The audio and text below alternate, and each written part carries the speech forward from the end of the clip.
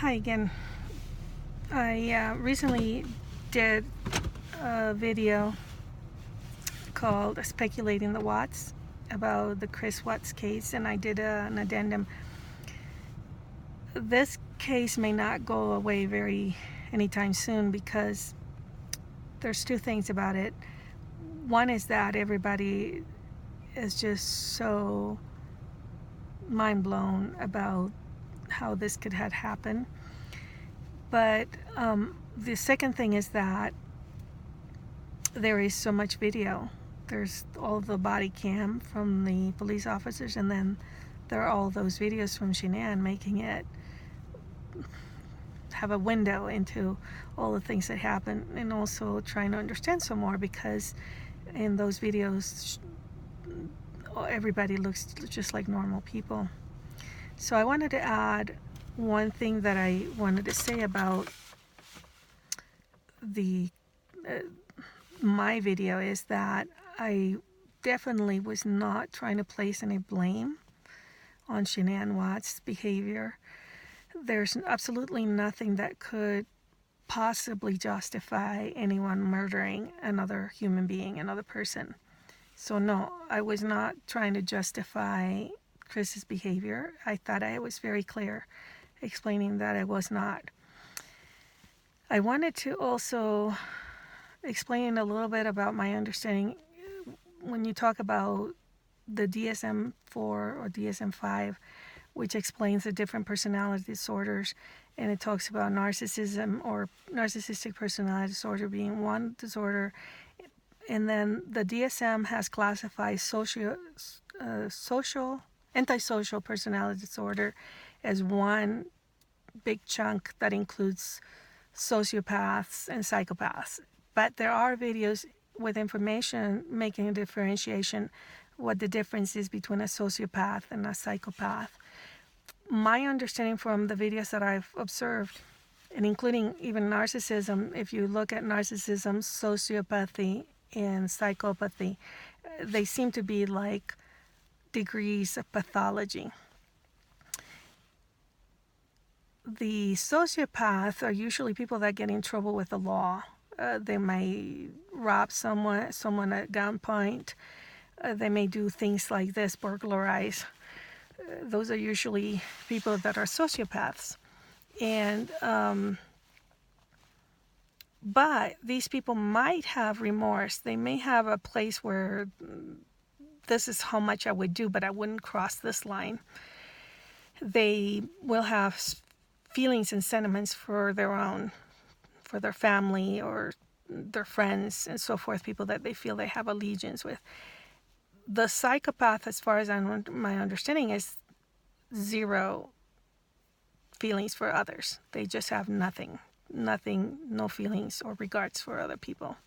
So I imagine if Chris Watts killed his own daughters, that's someone that, to me, is pretty much of a psychopath to have done all those things. Anyway, then again, I'm not here to diagnose. It's called speculating because all of these are my speculations and just sharing them.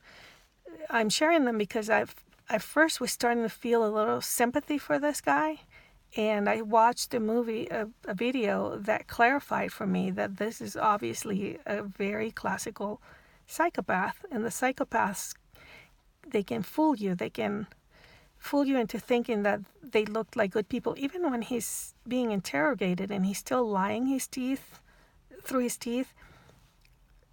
Part of you, for some reason, feels still sorry for the guy. Why? That's really amazing. So these people, they figure out what makes people tick, and they can fool everyone. They just know how to do it. They figure out people. So then again, to the next point, when I was talking about, there's a book called People of the Lie. In that book called People of the Lie by M. Scott Peck, he talks a lot about narcissism as it hides in families. But it's also that place where people cross the line between relative good and evil, because we're not perfect. We all do some things that are not so good. We might speed. things like that, into when people cross that line into absolute evil. And so that book sort of explains it nicely and well for me. So I was recommending it. But anyway, in terms of family dynamics, one thing that I know and understand is children of narcissistic parents. If children have a narcissistic parent, if you watch Ross Rosenberg's videos on narcissism, he explains that, for instance, a mother will split the kids, and they will have one child that is the golden child, who they pour into that child all their fantasies of grandeur, etc., and the golden child can do no wrong. And then they have a scapegoat child, which is where they project all of the things they hate about or loathe about themselves. They'll be very critical of that child, and that child can do no right. So I was just simply speculating that it's possible that Chris Watts and his sister may have been the golden child and the scapegoat child or black sheep, respectively. Because the golden child, usually they figure out their parents, they figure out people, they figure out what they need to do in order to be in good terms. I was simply doing this whole psychological thing on this whole case. So I'd like to explain a little bit about what I was trying to get to, or sort of was getting into a little bit. There's something called crazy making. Have you ever experienced those moments when someone just says things a certain way that pushes your buttons? They just know exactly how to get under your skin. And then if you respond the wrong way, you end up looking crazy. You're the one who's wrong. You're the one who looks bad.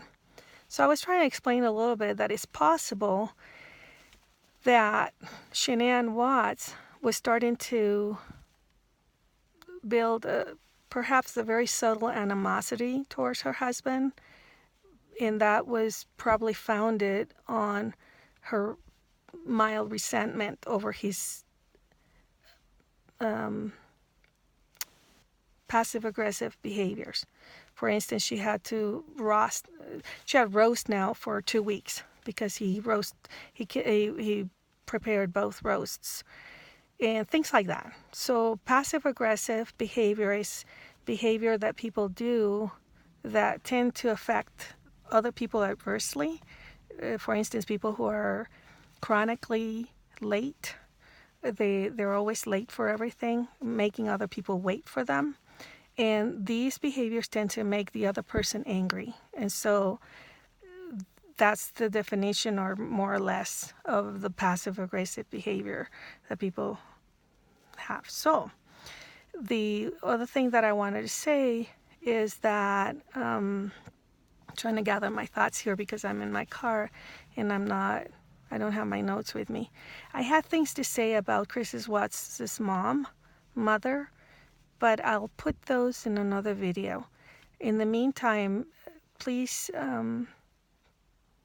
accept my clarification that I was not intending to say in any way that Shanann Watts and her daughters and her unborn son in any way deserve to have been killed the way they were.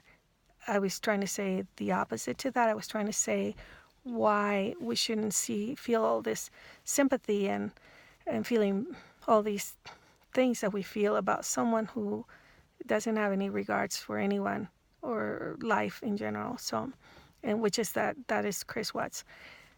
This is my third video, and I will make a fourth one because I feel like I have some more things to say, and I will. Thank you so much for watching.